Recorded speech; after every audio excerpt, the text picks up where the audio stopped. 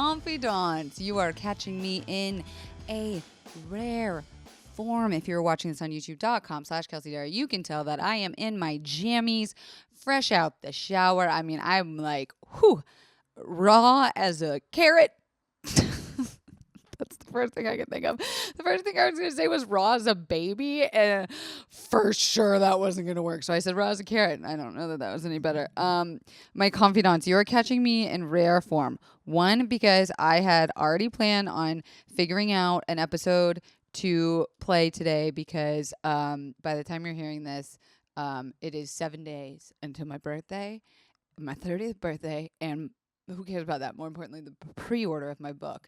And so I had this whole episode planned. I was going to do this whole mental health thing. And then I couldn't do it because there's something else very much more prevalent in my mind space, in my eye, not in my eye, in my mind's eye. You guys, this is how rare form you are getting me. I'm just so angry and over it and so exhausted, and like I was gonna just let another episode happen tonight, and then I was like, why would I, after the literally hundreds of messages I've gotten from the followers, the confidants this past week about it says it in the title. That was like a really weird drum roll. It sounded like a drum roll in my head when I just went holy shit. Guys, I don't know if this is an episode. I have no idea if this is an episode. This might be the shortest or longest episode I've ever done. I've got some sugar-free vanilla wafers here. I've got some sugar-free cookies. I don't want to talk about it. I'm sorry if you're one of those people that can't stand it when people eat. I'll try and do it off the microphone a little bit, but I'm emotionally eating right now because I'm so sick of yeast infections. I'm so over it. That's what we're talking about. I was going to talk about something else. I've been posting about me trying the CANDIDA diet this week, and so many of you messaged me that I was like, what am I doing? Why not just talk about yeast infections? Because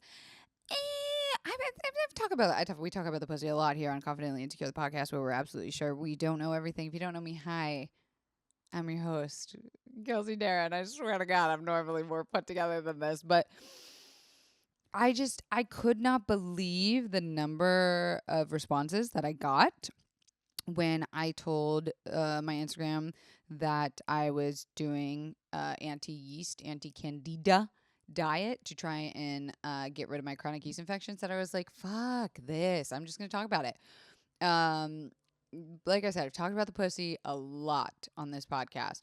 However, I'm not sure that we've ever done a yeast specific episode. It's no surprise to any confidant that I get a lot of yeast infections, chronic, one would medically call it. So much so, in fact, that my nickname amongst my friends is Yeasty Girl, and like we'll bring it in as an inside joke in the most inappropriate times, or just like the most random times. Like if we're playing, what's that fucking game where it's like you fill in the blanks on your phone and everyone can play? Oh, fuck me. Y'all know what it is. I bet y'all been playing it crazy over quarantine. But like, we'll be playing that game where you fill in the blank and everyone puts in a word, and someone will randomly put in Kelsey's yeasty pussy, and like like 10 out of 10 always wins. 10 out of 10 always get laughs. As soon as it pops up, we're like, there it is. Like, that's how much I get yeast infections that like acquaintances know. And yeah, okay, sure, maybe I'm publicizing it. Whatever. We're not here to get into why so many people know about my yeast infections. The point is that I have them and I'm trying to fucking get rid of them. And I'm angry. Here's why I'm angry. Because we don't know how to fix them. And we don't know what the fuck exactly pinpoint causes them, specific to each person. And we don't know. We know more about the dick and Viagra than the sheer number of you that messaged me this weekend talking about your yeast infection problems or just like your vaginal problems. Is so astonishing to me that so many vagina owners deal with this shit, and we're doing Nothing. No one's saying anything. No one's talking about it. No one's ever like, this is my 6th yeast infection this year. This is debilitating. This is interfering with my work-life balance and my ability to have sex and everything about my life. They're so irritating, irritable, all the era words. And I'm mad because I knew what thrush, the STD, the oral STD was before I ever knew what a vaginal yeast infection is, which I don't even think thrush technically has to be a sexually transmitted disease. Don't fucking quote me on this, you guys. This is a podcast where we're sure we don't know everything. And I know usually I have an expert on to talk about this kind of stuff. And I know one time, one comment, someone wrote something very salty. It stuck with me where they were like, I wish she better educated herself on our topics. That's the point. The point is that I don't know, and I'm not trying to spread false information. I'm just talking about my lived experience, and my lived experience right now is I got an itchy pussy, and it's not even so much itchy now. It's like hurts because I've been itching it for so long. Okay, back to the STD oral thrush thing. I'm mad that when we had public school sex education, we never talked about yeast infections. We never talked about bacterial vaginosis. We never talked about endometriosis. We never talked about fucking cystic fucking ovarian bullshit. All this shit, the HPV, nothing is taught to us. And how the fuck are we supposed to learn about it? And I think the problem is because no one's talking about it or learning about it outright explicitly, that like unless you have a mom that dealt with any of those issues and you're very fucking close and they're very liberal, or like another vagina-led figure in your life is willing to talk to you that openly about stuff, like even the internet all says the same shit. Like, duh, I've been back and forth, up, down, inside, outside on the internet this past week about yeast infections, and it's like it's all saying the same fucking thing, which we will go over, but it's like,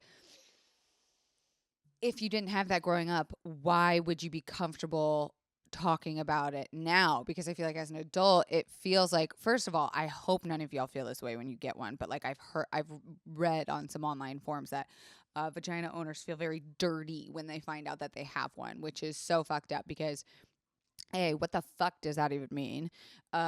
Two, it has nothing. It can have everything and nothing to do with about your cleanliness, which we'll get to. And then see, it just makes it sound like such a bad taboo thing. And I think like the more we set our discussions around it being like a conversation, like we're never gonna get reproductive rights, we're never gonna get funding for this kind of shit. We're just not talking about it. And like, I don't know if I'm upset because so many of you messaged me this week and I'm like, why have I never heard from you guys before? And it's like, well, no one asked specifically, and no one, like, I don't know, people don't feel comfortable sharing that shit. And like, maybe you're lucky and you only get one in your life, but just so you know, 3 out of 4 vagina owners will have a yeast infection at some point in their life. So think about your favorite celeb, the queen. All those motherfuckers probably had yeast infections. Beyonce, yeast infection. Queen of England, yeast infection. Malala, yeast infection. Okay, I might be assuming I might get sued for saying something like that. Please don't report me. Point is, this is not something you should be freaked out about when you get one until it becomes chronic, which, hello, hi, I'm Kelsey. Here's the other thing I'm pissed about is like, only recently have I discovered that the yeast infection cause might not be exactly what I had always thought it had been, and that it's not treated the same way that I had thought it had always been, and that there's a chance that it's not yeast at all. So let me go a little bit more specific. Let me get just like a little bit more into the nitty gritty. Okay. The word for a yeast infection is vulvovaginitis, aka yeast infection. And like I mentioned earlier, yeast is basically like an imbalance of bacteria. It when there's not enough good bacteria, you know, we have good bacteria and bad bacteria. That's why that like Jamie Curtis yogurt commercial ever existed. That's the only way that we knew about good bacteria and bad bacteria. Otherwise, where the fuck are we teaching this in our sex education? And when that bacteria gets thrown off, it causes a yeast overgrowth. And yeast loves to thrive on tissue. That's why a lot of people get it in their mouths, because not only is it very tissuey back there in your throat, in your tongue area, but it's also moist, it's also warm. So is your pussy hole. That's why blowjobs and sex probably feel similar, unless you had adult braces like me. So it's when your vaginal flora gets off. And like, what does the internet describe? Like, how do they say what vaginal flora is? It's vaginal microbiota, or the microorganisms that colonize the vagina. Why does it sound like the Bugs Life movie is happening in my pussy? Like, why don't I know more about these microbes or these dysbiosis, or, you know, what is the imbalance, right? So, okay, back to yeast specifically. There is good bacteria and bad bacteria. Something a lot of vagina owners don't know is that antibiotics, like medication that you get for when you're sick, can kill the good bacteria that then allows, it's basically like killing off the defense that then like the yeast just is like, and then that's how I imagine they're like gnawing on my pussy all the time. You can see yeast. That's the other thing I want to mention. I'm going to tell you guys, I don't give a fuck. I got so frustrated that I ordered on Amazon disposable speculums, which a speculum is that thing that they use at the gynecologist's office. And it's usually metal, but the ones that I got are clear plastic. And I was like, I want to be able to crank my own punnan open whenever I need to, fucking shine a light in there, because it is very dark. I don't know if that's just mine in particular, that it's so cavernous and dark, but literally I think I heard like a tiny echo come out from like, save me, from like something that's been in there for 10 years. But it is so dark in there. I have to shove like a bookmark flashlight like halfway into my post to be able to see. And I wanted to be able to know like basically what a yeast infection looks like, because I remember going to the gynecologist all the time being like, I don't know, maybe it's a yeast infection, maybe it's a UTI, maybe it's an STD, and like she yanked my pussy open. Yanked, that makes it sound like it's like curtains. Maybe it is. She threw open my pussy curtains and we're like, I can tell right away that's a yeast infection, and she was always right. Side note, I've always gone to vagina owning gynecologist, and I feel like that has made a difference. For me at least, I highly recommend it. So I wanted to be able to see this so-called yeast infection, and you can see like the inside walls of your vagina. Remember, vagina is the actual like walls of the entire punnan. You can see like it just kind of looks like pasty white stuff, like it's not cleared out all the way. And so for me, I was always like, okay, the way a yeast infection happens is I feel it. I maybe wait a day or two, just seeing if it goes away on its own. It never would. I would have to go to the gyno. She would call me in a medication called diflucan, or she would tell me to go get a monostat, over-the-counter medication at a pharmacy nearby. And within like 3 or 4 days, it was gone. Boom, bada bing, bada boo. As I got older, okay, and I thought it was a myriad of things that were causing this. I genuinely thought it was like an imbalance of sex. I thought it was just like too many sexual partners, or like not peeing after sex, which is a UTI, which is different. That's burning. If it burns when you pee, you definitely have a UTI, because burning with itching is more likely to be yeast, because sometimes it can burn, a yeast infection can burn, not usually, but sometimes like if you aggravate the skin or the vulva, it can get inflamed, and then when you pee, it's like, so it can burn. But like if it's burning when you pee, like you can't pee, and then when you sit down and you try and push, it doesn't, that's probably UTI. Another thing, bacterial vaginosis. That is also known as BV, which is easily mistaken as a yeast infection all the time, because BV is labeled as what happens when there's a change in the normal balance of bacteria, which that sounds like a fucking yeast infection to me, doesn't it? But the differences between yeast and BV is that BV usually has a smell. So yeast should not smell overly stinky, in no better terms to put it. So we're talking about yeast in particular, and that's how I knew that I had that I've always had yeast infections. Like, I've been able to differentiate because I've had all three so many fucking times. UTIs less and less. BV was kind of like an outside left field term that I started to hear recently, only in the last 5 years, that I was like, oh, there's another thing that can be pretending to be a fucking yeast infection and no one told me about it. Cool. So as I got older, the yeast infections grew stronger, as did I, or fell apart more. It depends on how you look at my life.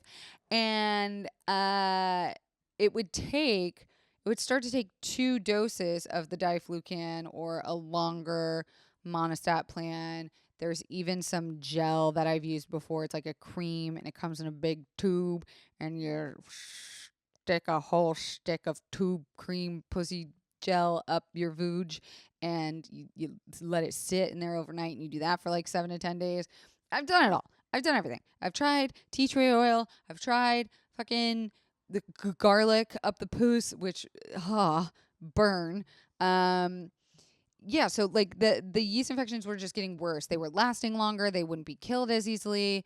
They felt like they were coming out of nowhere, whereas before I was like, oh, I just had sex. This makes sense. And so I started to realize that, like, maybe my yeast infections didn't have anything to do with sex at all. Maybe it really did have something more to do with a hormone imbalance. And so, I got off birth control like 3 years ago. I'm back on it now, but during that time, didn't get better or worse. It was, I don't want to say they weren't like better or worse, because they were definitely worse as I've gotten older, but I don't believe it was the birth control. I'll just say that. How do I know? Fuck if I know, because I did try to go back on birth control intermittently in between that time, and nothing changed. And right now I'm on what's called the mini pill. It's called Slind. It's brand new, and it is a version of a mini pill, which is a progesterone only pill, which I also think might have something to do with it. We'll keep talking. So as I said, they were getting worse and worse. I found myself in the most awful situations, to a point where whenever I would travel, I was bringing like 4 different types of medications for yeast infection, because I just never knew when they were going to come. I found out that not only are they hormonally related, but it can also be stress related, which, like, when am I not stressed out? I'll hold for an answer. I'm always stressed out. My life, I'm sweating right now. I just got out of a cold shower and I'm sweating. My life is fast. I like it that way. I like feeling alive. I was depressed for far too long to not feel like I can move fast and enjoy stress. It's good stress. There is good stress that you can like. And I didn't realize that yeast infections can come from fucking stress. So then I thought it was that. I was like, oh, okay, it's either sex or stress. It's one of those two. And then I heard about your diet, and I was like, ugh, just society trying to make me fucking buy some other shit and trying to fucking make me feel bad about my body. Turns out I finally given in. Diet has so fucking much to do with yeast and bacteria growth and your gut health, which I don't want to dive too deeply into gut health, because I think that deserves an expert in its own episode. But know that that's where I'm at now. I'm like, okay, it can be so many fucking things. It can also be the detergent you're using. It can be like an allergy reaction to the underwear you're wearing, the type of material it is, the bed sheets you're on, fucking. If you wear your suit for too long, if you wear your gym clothes for too long, it thrives. Yeast thrives on moist, damp, warm environments. Side note, I just have to say this. I have to say, okay, first of all, I have to read an ad, but then I'm going to tell you the craziest fact I've ever heard in my fucking life. And I swear to God, this will absolutely deliver. But first, I have to tell you about Caliper CBD. You guys know that I am always talking about my stress, my need for calm, my pain and soreness. Well, Caliper helps it all. And it even helps me sleep easier. I keep my Caliper CBD little tablets in my office desk so I can take them out and put them on to whatever I want.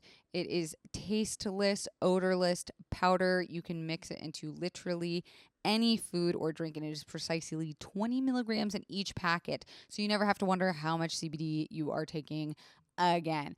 And just so you know, okay, this isn't just any old CBD, okay? It is clinically proven that you absorb 450% more CBD with Caliper CBD powder compared to tinctures. I was a tincture girl for a while. I also love like rub-on CBDs, but this is the best way to consume. That is wild. So for you to get 20% off your first order, you can use promo code Confidently Insecure at trycaliper.com/Confidently Insecure. You can try Caliper CBD risk-free for 30 days. That's 30 days of CBD. If you don't love it, they will give you a full refund. That's trycaliper.com/Confidently Insecure. Don't forget promo code Confidently Insecure for 20% off your first order. Okay, ready for the craziest fact you've ever heard of in your entire fucking life? Did you know the first pregnancy test, okay, was invented in the 1950s and was done by putting a pregnant woman's urine on a African frog, okay?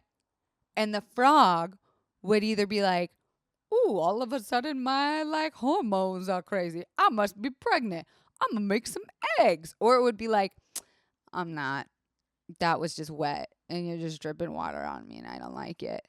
But if the pee that they poured on the frog was positive for pregnancy, the fucking frog would grow eggs. What does that even mean? What are you talking about? That's how women found out they were pregnant. What? That was the first pregnancy test? Are you out of your mind? Oh my God, it has something to do with the pituitary gland, or the pituitary hormone made by the frogs and the eggs.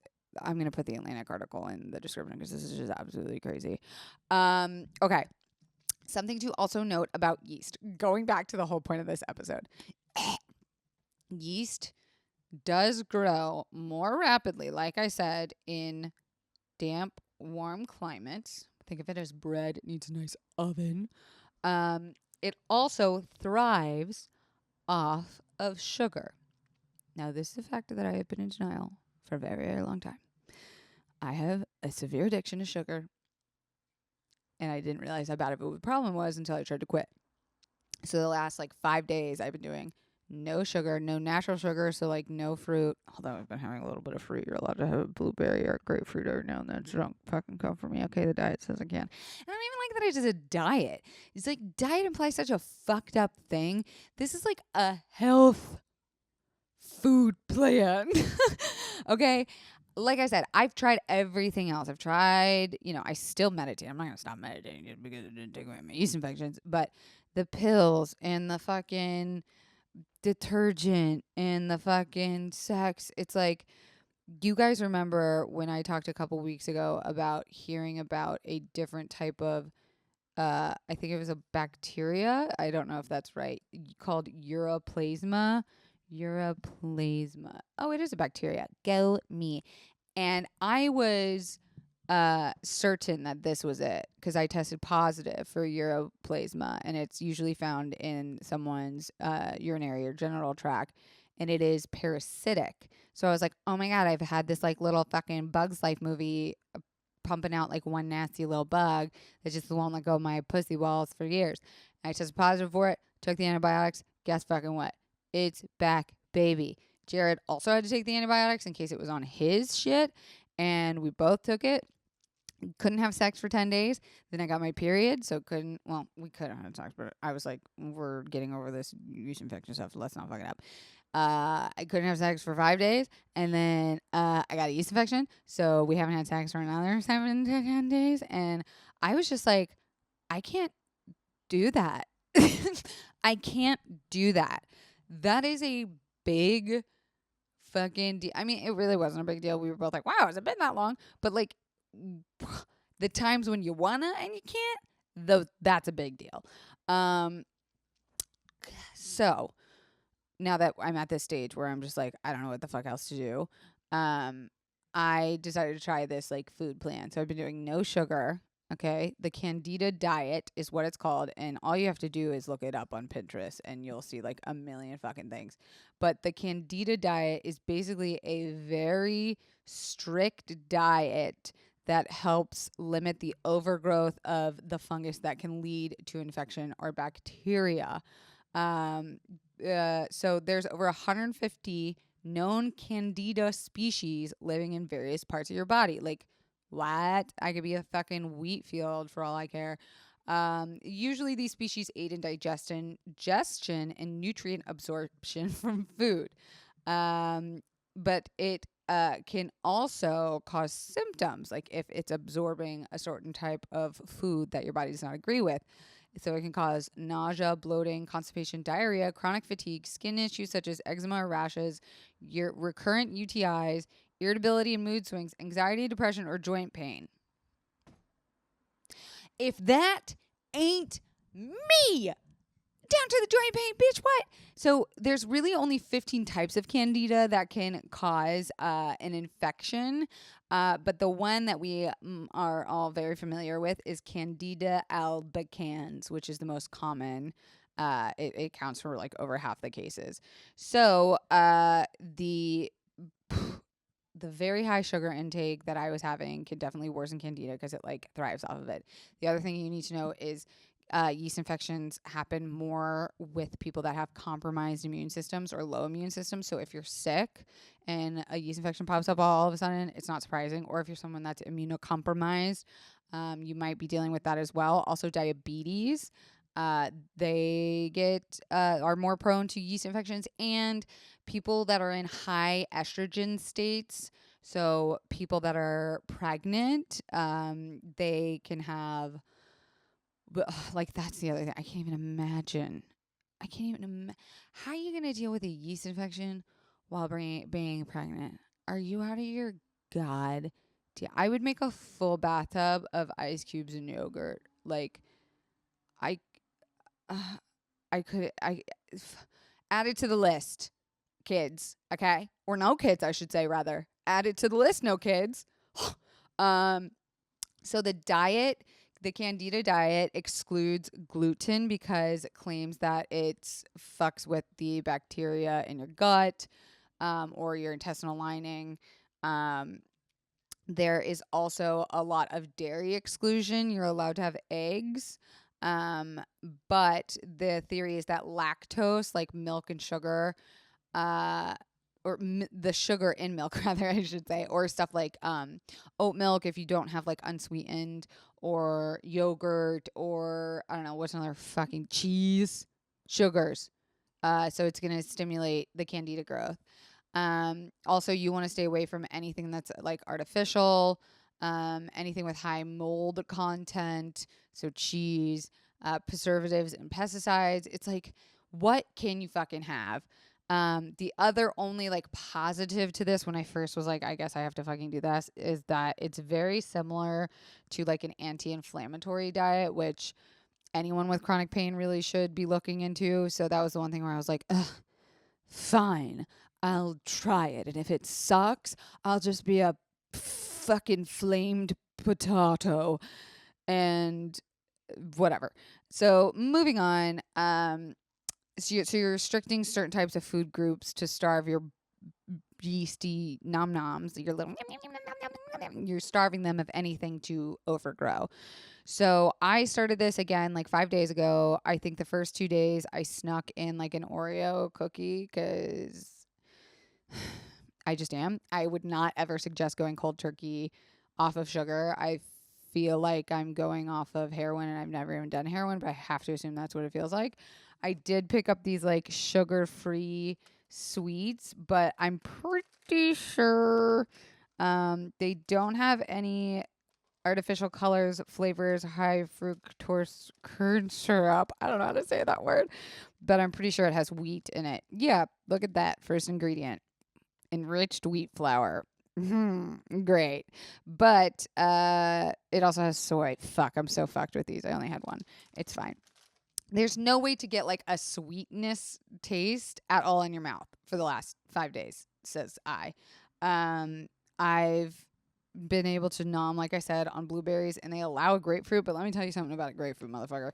That shit leaves the worst fucking taste in your mouth. My roommate this morning says, it's like after you throw up and you just like taste your own throw up in your mouth. And I'm like, why would you say that? That's exactly what it is. It's the fucking worst. Blech. So what can you have? I'm sure you're wondering.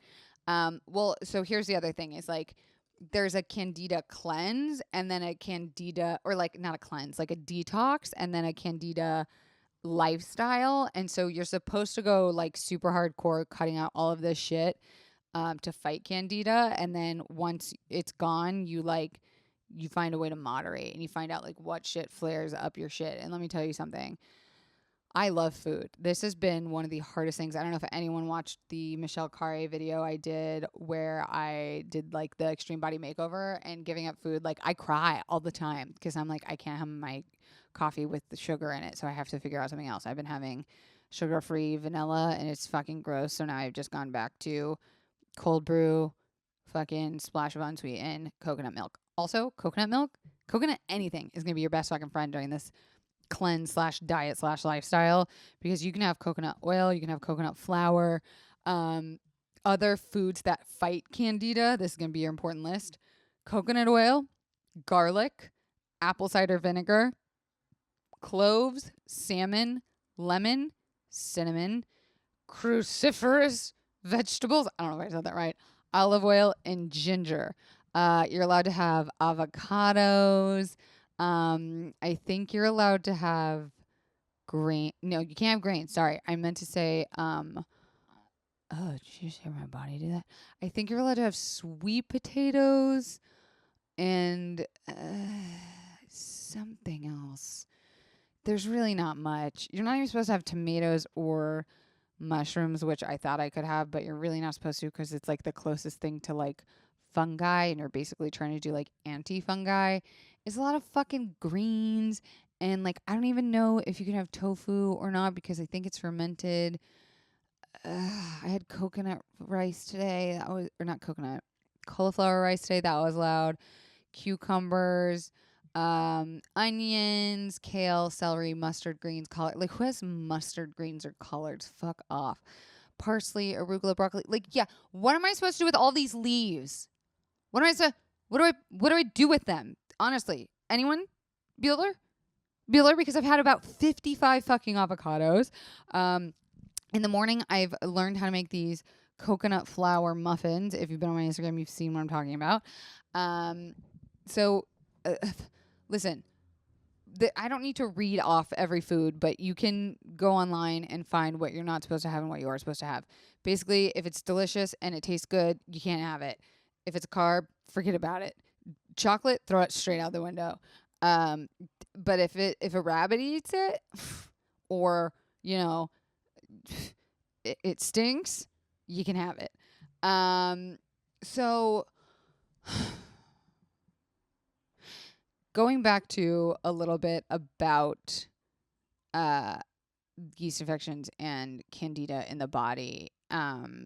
The bacteria that you don't want to lose is called lactobacillus. That's the one that you don't want to kill. And also that tobacco can kill it. So if you smoke cigarettes and you get a lot of fucking yeast infections, maybe stop. So you can also get yeast infections in your bloodstream, which I didn't know, which can be life-threatening. Like, dear fucking God, I didn't realize that was a thing. It's also something that's supposed to be diagnosed by your gyno, by a swab. But at this point, like, I feel like I know what they are, But then to hear about stuff like Ureaplasma or even like vaginismus, which I believe is like is it the pain or the itching? Vaginismus. Oh no, it's a muscle spasm. What's it called when you have an itchy vagina? Vulvodynia is chronic pain and itchiness. Yes, so vulvodynia is another thing to consider. So the way that you're supposed to get like accurately diagnosed or whatever tested is with like a swab. But I also use these pH strips that I can like shove up in my poos, and it'll bring out a color. Like the lighter, the better, the darker, the more off your pH is. And that doesn't necessarily tell you it's a yeast infection, but I can usually be like, oh my gosh, if my pH is off, there's something going on. So like I said, the best thing you can do is explore all of these options. I know that was a lot. I feel like I'm coming down off of some fucking high, but I think it's just because I'm so craving sugar, but also I'm so over it. Like I feel like I'm doing everything. Like I'm someone that has access to healthcare and like plenty of people on the internet to help me, give me advice, and I'm still like severely struggling. And I can't imagine how someone who doesn't have like the openness or the money to do so must feel. And my heart goes out to all of you who have ever dealt with a yeast infection ever in your life, especially those who have it chronically. That's kind of all I had for this. I know I thought this was going to be a short episode, but I guess it was kind of normally sized. I did have sex tonight with Jared because I was just like, I can't. I'm probably, so 5 days in, I'm sure everyone's like, well, how's the diet working? The first like 3 days I was miserable and the yeast didn't feel any different. And I heard of this thing called herxing, which I actually think Britter Bees, who came on to talk about Lyme disease and stinging herself with bees, actually talks about. It's like the symptoms are way worse for a certain amount of period of time. So I think what happened was I was herxing, where it was like the symptoms were like, whoa, hey, what the fuck is going on? Yum, yum, yum, yum, yum, yum. And so symptoms felt even more prevalent. So the first 3 days, that's what has felt like. Yesterday, it started to feel a little bit better. It's usually the worst at night, and I thought that was a specific thing, but I think it's actually because you're like sitting down and paying attention with nothing else to like look at for the first time or like feel for the first time at night. And so like intermittently today I felt it. Is it going away? Yeah, but like I'm also on day 5 now of a yeast infection, so it's also like it should be going away. I think the tell all will be like if I'm able to sustain this way of eating, which is so fucking hard. Oh my God, I've never had so many salads in my life. It's making me re-examine my relationship with food. Some people have told me to look at like the keto diet and the Whole30 and the book that the Whole30 creators wrote, because they talk about like how to get over that frustration and emotional relationship with food, which like not an expert. Hey, yeah, so I guess that's where I'm at. I don't know if that was helpful at all. This might have just been me ranting. I don't know if this episode, you guys, is late. I got to get this episode up. But leave a comment or DM me or let me know what is up in your yeasty world. Like, yes, I want to have a gut related episode more specifically, because the fact that food could have such a big impact on these yeast infections is just like so fucking irritating. And like, why are we continuing to make a world that's like filled with poisonous food? Also, what the fuck doesn't anyone know that yeast infections in certain types of food is bad for you? Yeah, and if there is something I'm not thinking of, or like if you know shit about like the Ureaplasma test or like lactobacillus bacteria or just bacteria in general for like your gut and butt and puss, holler at me. Confidant, sorry, this episode was like kind of ranty, but I was a little angry. Please leave a 5-star review. If it's not 5 stars, don't do it, because I get really sensitive. Also, my book is available for pre-order August 16th, which is on Sunday. It's going to be $17.99. They wanted to make it like 20 something, and I was like, hell no. And I was like, can we make it $17? And they were like, it has to be $17.99. I was like, fine. So it's $17.99. I hope that's okay. Tell me if that's too expensive, because if it is, I need to fucking know. I'm trying to think of it as like a really good meal. Like one really good meal is like $17.99. And this lasts way more than just a meal. What else? Donate to Justice for Rhea. We're so close to finishing the RV. That is insane. I've been doing van renovations on TikTok and Instagram at Kelsey Darragh. Don't forget to follow at ConfidentlyPod on Twitter and Instagram. You can also email us at confidentlyinsecurepodcast@gmail.com. And I will see you next week, hopefully without an itchy pussy. Love you guys. Bye.